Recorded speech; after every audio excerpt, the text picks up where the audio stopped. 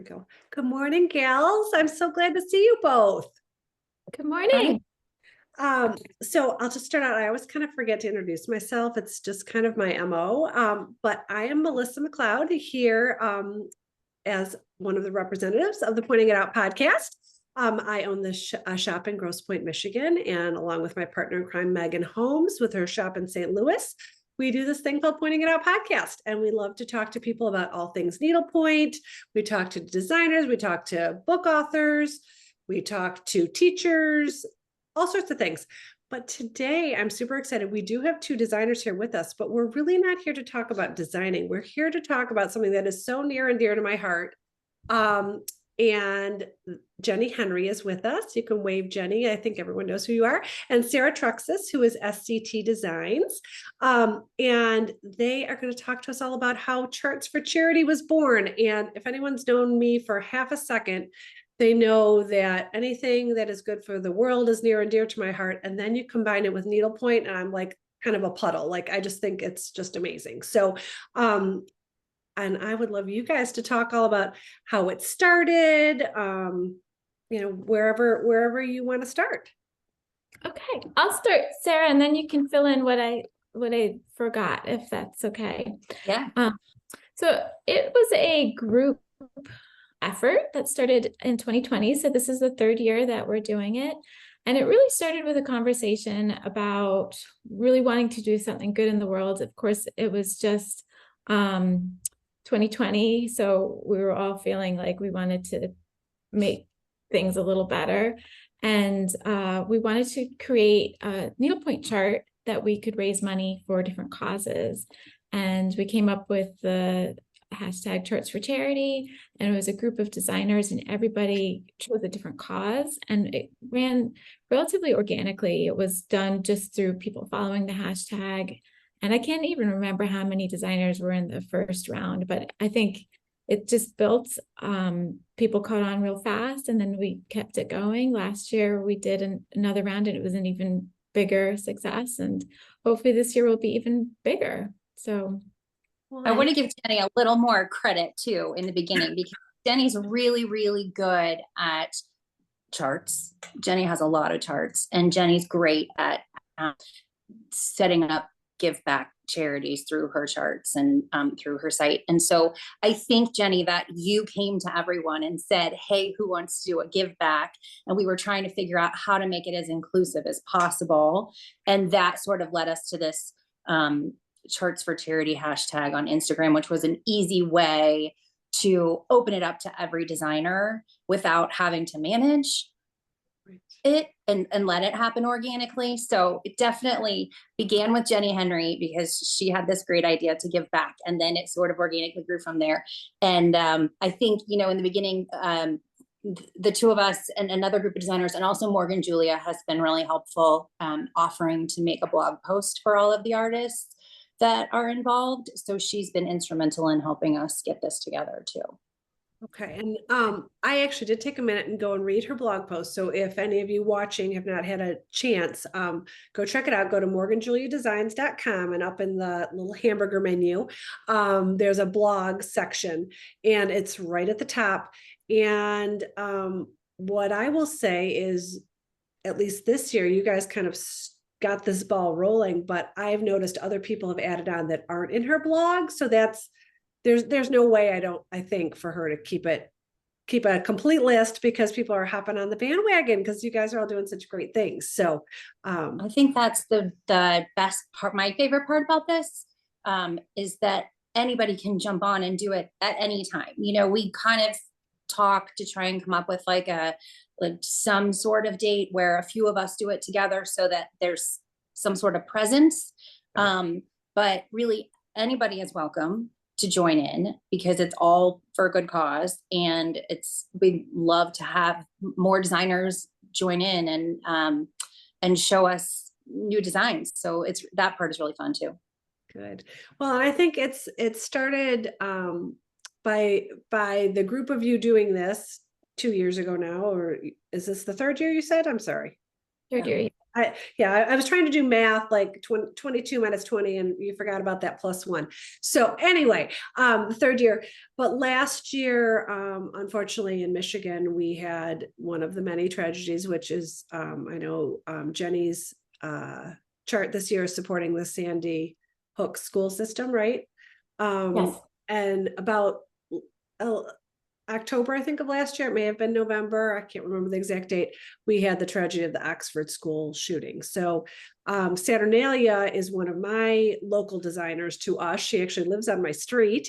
And she had created a chart for the Oxford school system, but she wasn't getting a lot of traction. And of course, Megan's my idea girl, even though, you know, people always say you're St. Louis location. Megan and I have two separate businesses, but we, you know, we work closely together, as do many of the designers. And she's like, oh, I think if Abby tweaked this.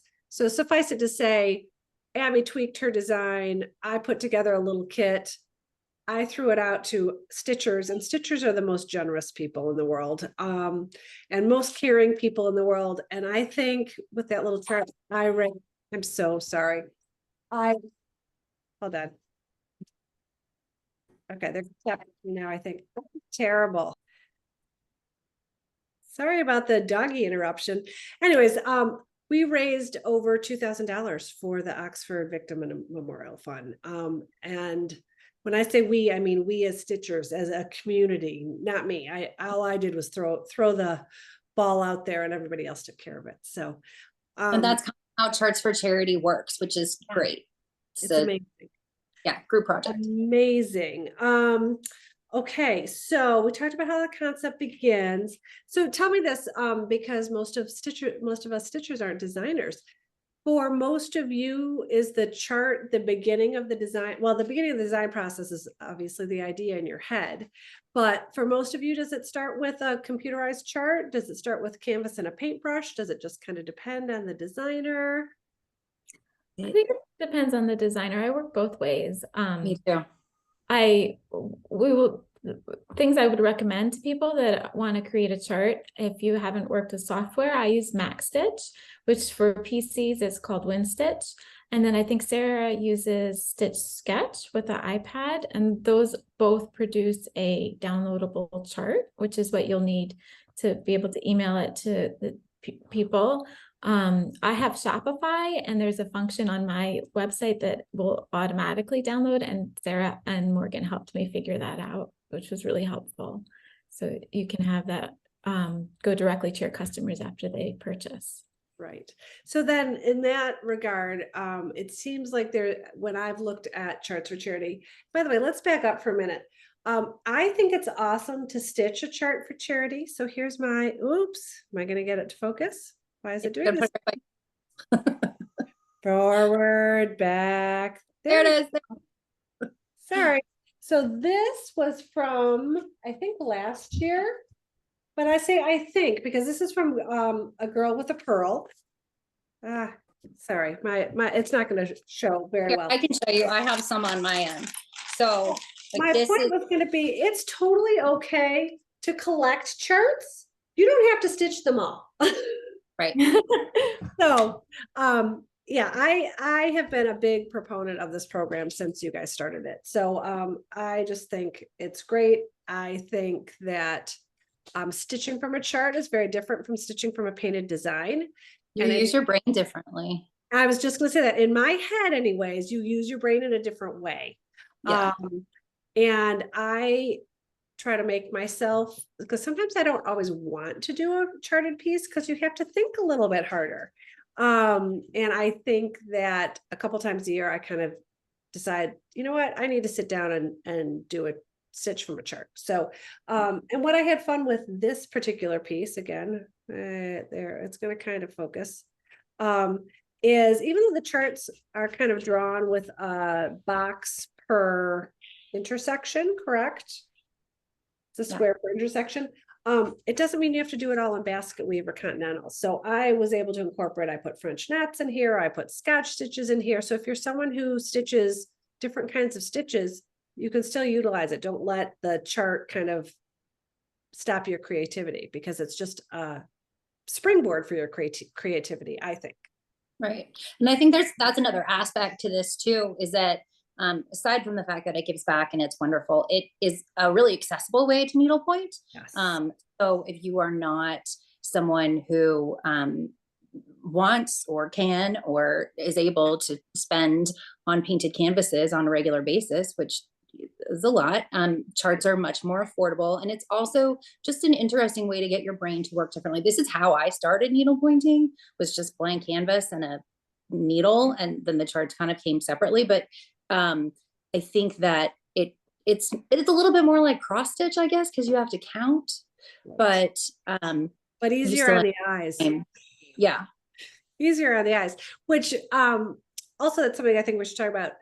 Most of these charts will all work on any size mesh. It just changes the size of the pattern, right? Exactly. Yep. So this year I offered it's like 25 by 25 stitches, and if you stitch it on 18 count, it's really tiny. But if you stitched it, this is different, but if you stitched it on 13, it would be somewhere between the size of these two things. I think it's basic math for people who aren't math people. Just I'll throw it out there. When you have 18 stitches per inch versus, 18 threads per inch versus 13 threads per inch, it ends up being about a 25% differential. So a 3-inch, this piece that I keep trying to show that doesn't show very well. This was designed to be on 13 mesh, which would have been about this big, but I just decided to stitch it on 18 mesh, mainly because that was the canvas that happened to be in my house. So, back to accessibility, there you go. Oh my God, I love that. I want to actually, Anne, who works for me, stitched that, Jenny. She loved doing it. She's from Delaware, so she had fun stitching that. So back to the accessibility, like these are great stash busters. They're great. Some of your bigger canvases might even have enough salvage on it to come up with this. Of course, if there's any number of sources for blank canvas, any local needlepoint store stocks it.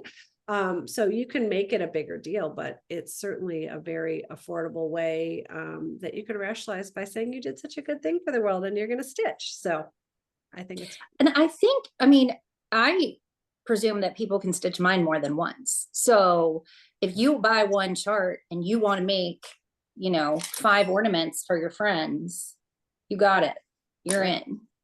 Well, and one of them that I have from Abigail Cecile, we'll see if this will come into focus, kind of. I'm so sorry. I don't know why it's doing this up here. There's the perfect spot. You could do this bow in a gazillion different colors, right? So that's the other beauty of a chart. I mean, you can always change your colors on a canvas, but it's far easier to change them on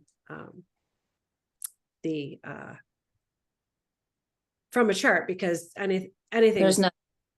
You do want to, when I stitch from a chart, I usually choose a little bit thicker fiber than I would if it's got just a white background.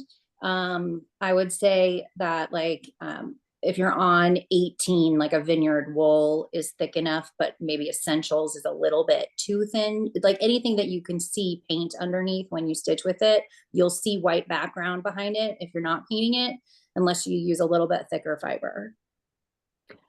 Yeah. Or the brown. You'll see brown though too. Beige canvas is, I think, slightly more forgiving as a longtime stitcher. I of course never paint on it. I can't tell you anything about paint. That's where you two come in. But sometimes the brown canvas can be a little bit more forgiving. Well, and I think a lot of people, there are some designers out there that have been showing, how to paint from a chart when you get it. And I think a lot of people do like to go ahead, get the chart, paint it on the canvas, and then they stitch it that way, which is totally an option, but you don't have to. It does add an extra step that you don't have to go through if you feel like you can count it. And for the most part, well, not always, but I try to sort of keep a chart simple enough that the counting is not dramatic. Right. Yeah. So I'm going to back up to one other thing that I started to say earlier, and then of course got distracted. So I apologize. I think some people, as Jenny was referring to earlier, you will go to that designer's website and you will click, I want this chart for charity. It's $15, it's $20, it's whatever it is. And the designer is making the donation and the download comes to their email box probably, right? And then other people I've noticed have said, show me that you made a donation, and then they probably still email it to you. But I think it depends on the capabilities of the designer's website or whatever's easier for that person who's doing the project. So I've actually done it both ways. The first year we did this, I didn't have a website because I don't usually have things to sell direct. And so I just had people DM me a receipt, and then I didn't have to, they did the donation on their own. And then I would just ask for their email address and send it to them. So if you're a small designer that's doing this and you don't want to deal with a website, it's perfectly acceptable to do that. And then the second year we did it, I made a website specifically for this so that I didn't have to deal with it anymore. Yeah, made life a little easier for yourself, but while Yes. still doing great things. So interesting. There's advantages to doing it. I did it the old school way, like you, Sarah, in the beginning, and now because you helped me with the technology, I was able to upgrade. But the neat thing about the old school way is sometimes the donations people make are huge. So you're not limited to the $15, which is kind of, yeah. Well, and I guess that'll be our little public service announcement. They can go to any of these designers' website and pay the $15 or $20. And then before they get off their computer, they can hop on over to the charity that they wanted to support and make an even larger donation, right? Yes. Okay. So the other thing about Morgan Julia's blog is it also leads the stitcher, and I'm assuming other people helped her with this, but maybe she gets all the credit, I don't know. It led her to a little video, and she did mention it's very easy to paint from the chart. Like, that scares me to no end. I have always stitched like directly from a chart to a piece of paper. The other thing that I thought was kind of funny, and I can't remember, Jenny, if I saw it on yours, because I was floundering around a lot this morning. If I saw it on your post or Morgan's, but they're like, sometimes it's better to do it from your electronic device, to stitch from your electronic device rather than from paper. And I'm like, she's clearly younger than I am. Well, because you can zoom, so I just show you, and also it's more sustainable too. You can use your iPad, but it's really nice. You can zoom in on it, and then you could also have it as a stitching reference wherever you go.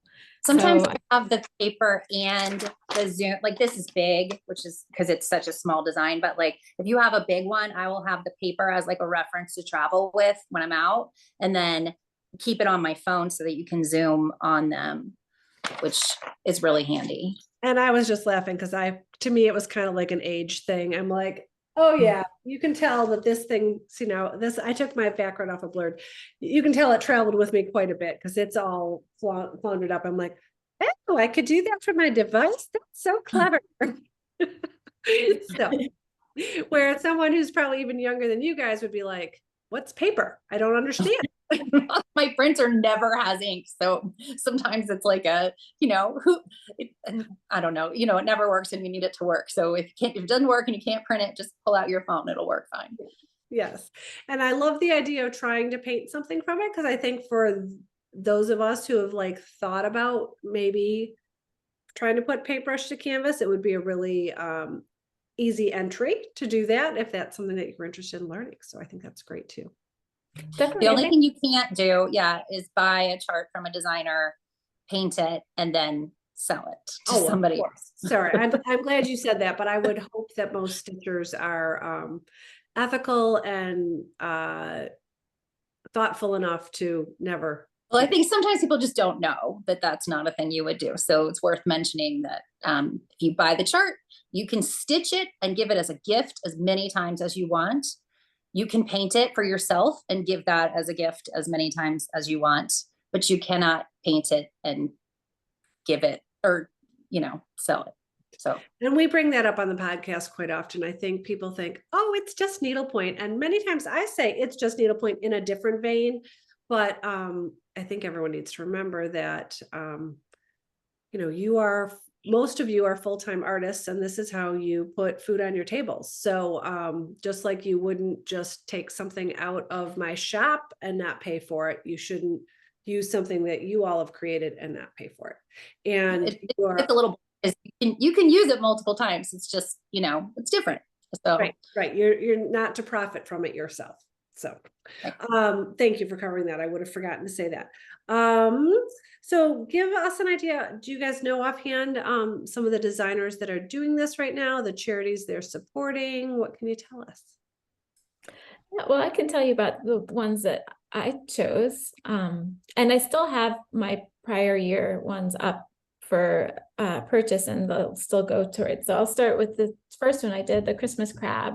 This was created to donate money to the Maryland Food Bank because I live in Baltimore, Maryland, and I can relate to not always having enough food, because when I was a young mom, sometimes it was a struggle for us, and it's just such a terrible feeling. So luckily I'm not at that point anymore, but I still have a soft spot for people that struggle, and the pandemic brought extra stress to a lot of people. So that was created to support that. It's still available as a chart, and also Pixels on Cotton printed a whole bunch of them for me, for those of you that don't like to work from a chart. These are on 18 mesh, and all the proceeds go to the Maryland Food Bank. That's that one. And then last year was the Pagoda Snow Globe. Also, it's available as a chart or canvas. And this one goes to Feeding America, which is another organization that helps support people that are struggling with food scarcity.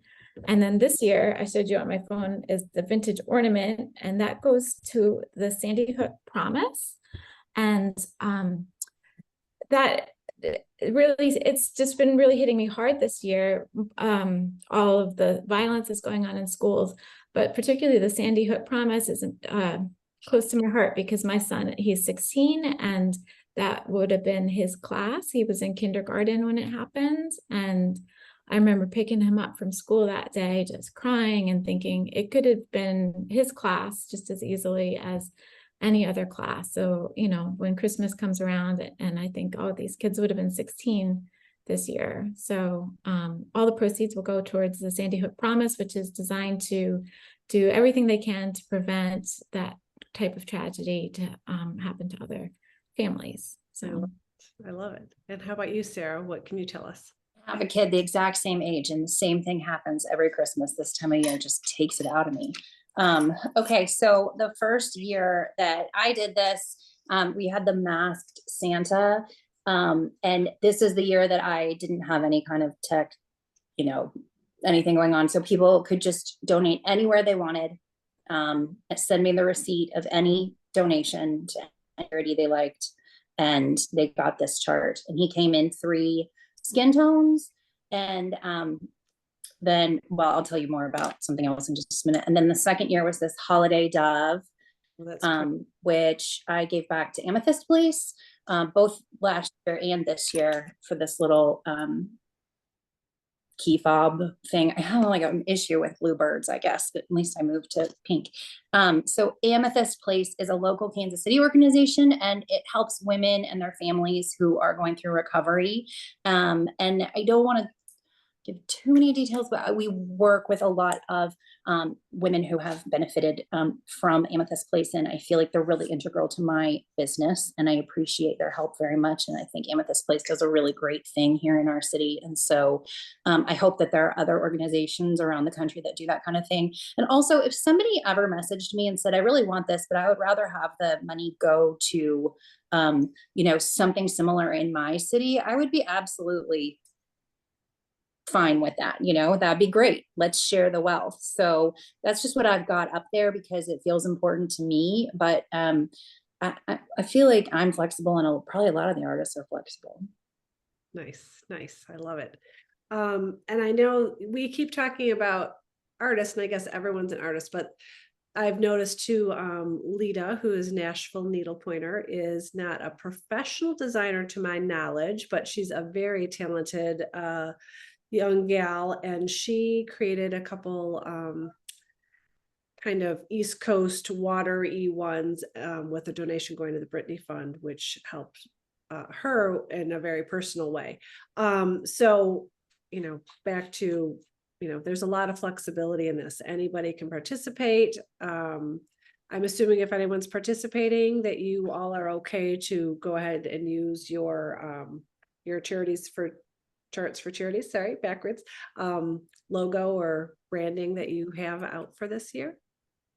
It's just a hashtag, and I don't know why, but for whatever reason, Instagram's hiding hashtag Church for Charity, which is a shame because you can't see the past posts, but we switched to hashtag Church for Charity 2022. So anyone who wants to participate would use that hashtag, and that way stitchers can follow that hashtag and see all of the different designs available. Okay, and someone had created, I don't know where my phone is right now. Jenny made a little wreath, and we shared that with as many people as we knew that were doing it. But if there's somebody that we don't know about, they're absolutely welcome. I think I'll let Jenny say that. Yeah, that's what I was getting at. So thank you, Sarah.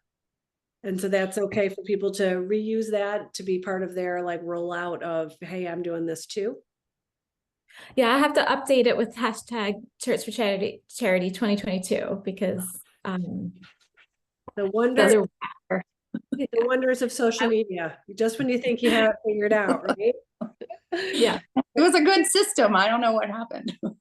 Yeah, do you guys have any idea of the money that's been raised in the past? Or I don't know. I've raised 200 so far. My goal was 500, but I'd love to raise more. And I don't know how much you raised last year. I probably did 500 last year for my food banks. fabulous. We usually have about 500 to donate in the end. And for the past couple of years, give or take. And there were a couple, like you said, in those first early charts when I didn't have a website yet, there were people that just donated a lot of money. I'm not sure I sold that many charts, but people were very generous. Well, I just think it's lovely. So let's talk a little bit. I'm just reviewing my crazy notes that I made. Let's talk a little bit because you both have obviously stitched from charts. Do you have suggestions for people that have never stitched from a chart before about the best way to go about it? I don't want people to be intimidated because it's not rocket science, let's be honest. But I think some helpful hints make the entry easier. Definitely. So I would suggest a clear ruler just to keep things straight. I use this with painting. A lot of these tips would also translate to painting, but I would have a clear ruler on hand just to keep, I have a little bit of astigmatism, so it's hard to keep things aligned. I do use a permanent marker to outline a lot of my designs to get them onto canvas. I'll just pull up some. This is when I was the sun.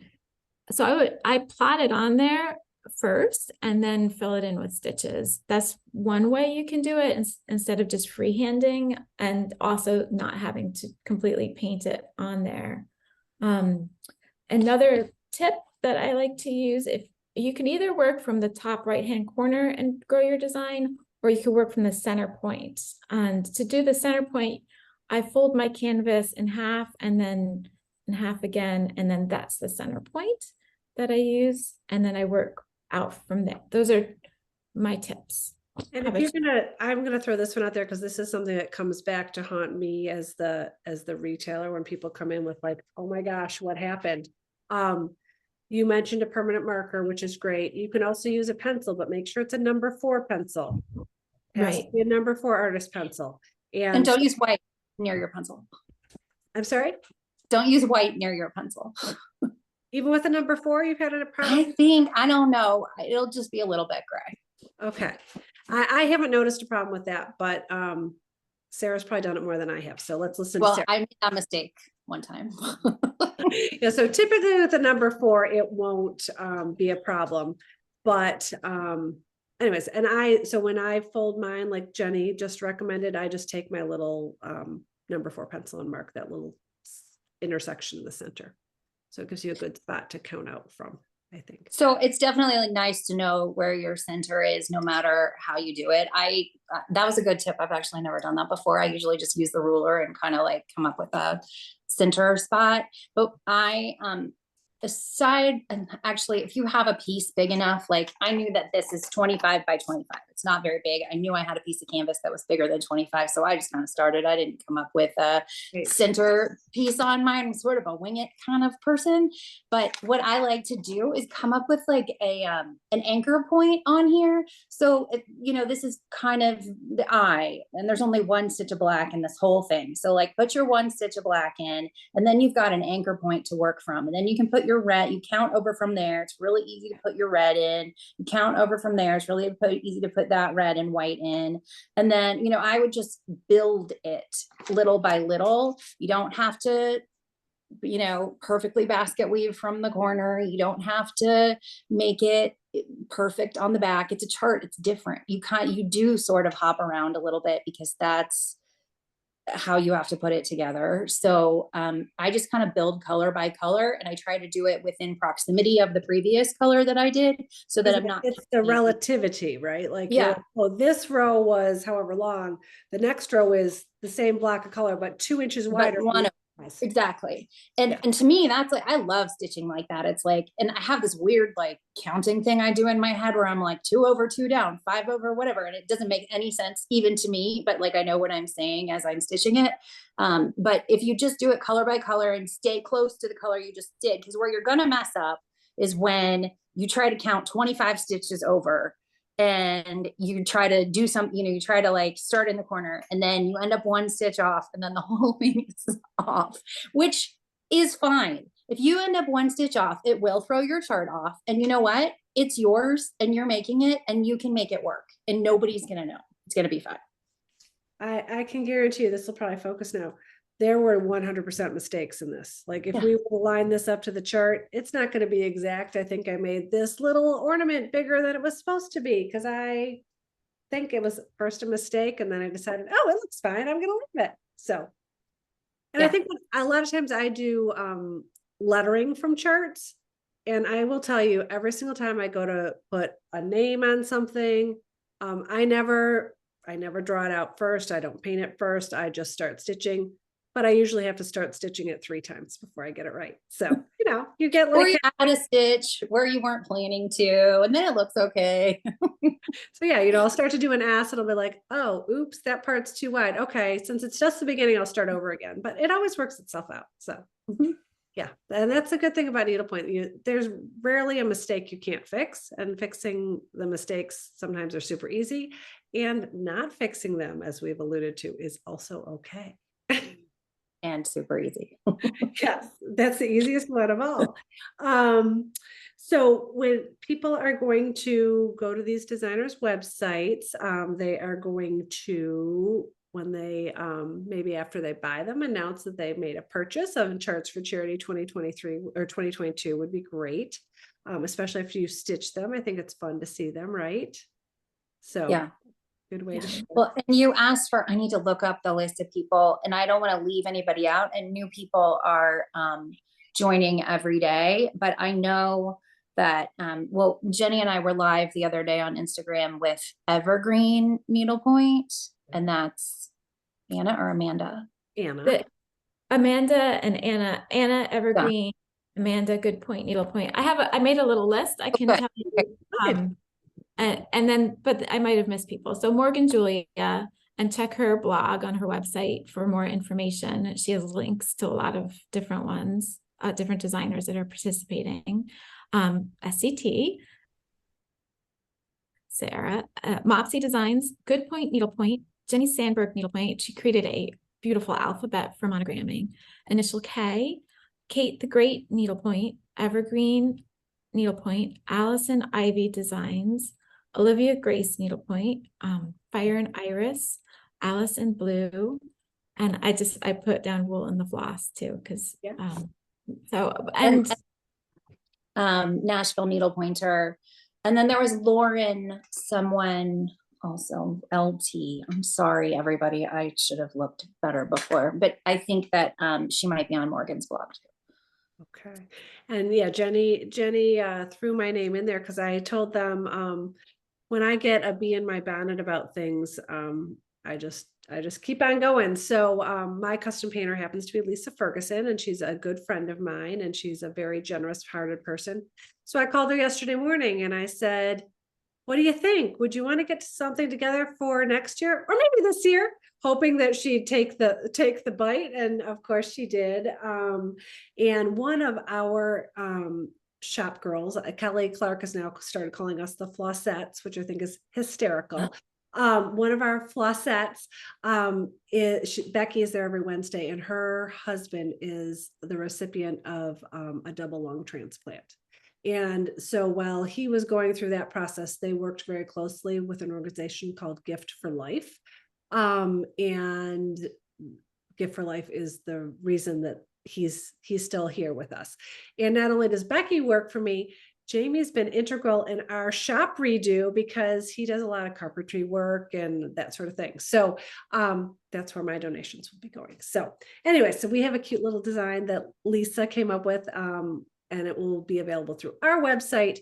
And Lisa, for those that don't know it, is also my Pink Sugar Life, but don't go to her website because we're doing this in collaboration together. And she did the design, my idea, her design, and I'll do the logistics part because she did the heavy lifting, which is the part I can't even begin to do. So I'm just really, really excited to be a part of it. And I hope other shops maybe will start riding this wave too, because it's just a beautiful thing you all have created. For sure. Okay, anything? Oh, I've got one more thing, but anything else we haven't covered, you guys? I think the one other thing I just wanted to mention is that the wonderful thing about charts is it has a worldwide reach, because I know shipping for me is difficult to ship internationally because of the cost, but with a chart you can easily send it anywhere in the world, and it helps bridge another gap, which is kind of uniting the different markets, because there are other stitchers in the world. They do things sometimes a little differently than we do, but charts are very universal. So it's another way to reach a whole new group of stitchers. Well, and I feel, and I think, go ahead. Sorry, Sarah. no. I was just going to say, I think that overseas people use charts a lot more than we're used to here in the US. So that is a great benefit also. And I think this kind of mindset happened in reverse as far as the overseas part goes. And I'm blanking out right now. It might have been Janet at JCB. And I apologize if I'm aligning this with the wrong person. But when the Ukrainian war started, and there was a big support of stitchers in going on to Etsy and finding chart writers that lived in the Ukraine, and you could be assured that the money would go into their pockets. Yeah. So I hopped on that bandwagon too. So back to the beginning, it's okay to just collect the charts. You're still doing good for the world. I'll get to some of those someday. I've got so many cute ones here. I've got one from Grant Point. I've got from Hook and Harbor, Abigail Cecile. Yeah, the list goes on and on. So they're super fun. One more thing is earlier, maybe I don't remember, but you asked, and every artist can do this a little bit differently. If we have more advice for designers who are jumping in, you can offer your chart in perpetuity. I think Jenny does it maybe more like that. You don't have to. I keep this as sort of a seasonal thing for me, mainly because a lot of these are pieces that kind of turn into other things. So like this one started as the Secret Santa, the COVID Santa, but then I usually only sell my charts through January 1st. So there's a limited time frame for people to acquire them for me. And then after January 1st, I frequently turn them into something else for people who don't really want to buy a chart. So this Santa exists without the mask as a painted canvas now. And this exists as a painted canvas now. And this one has a little extra life coming that I can't tell you about yet, but it will exist in some way. But after January 1st, my charts go away and then I start over the next year. Okay, I'm having a slight technical difficulty here and I can't even, I don't know what is going on with the computer, but I'm back. So sorry. And I'm glad you pointed that out. I think too, for some people it's, and I know this happened with me with the Oxford sled. I gave it a limited time frame. So I made like one donation a month in and then another donation a second month in, but then you're kind of chasing your tail to try to, because I'm very I was a financial person. So if I say I'm contributing $15 to the gift of life, I don't want to miss that. Like, so if someone does it 6 months from now, it would be easy for that to get lost in the shuffle. So I think there's a logistical side of it too, just to make sure that we're all Right. to That's what the promise was.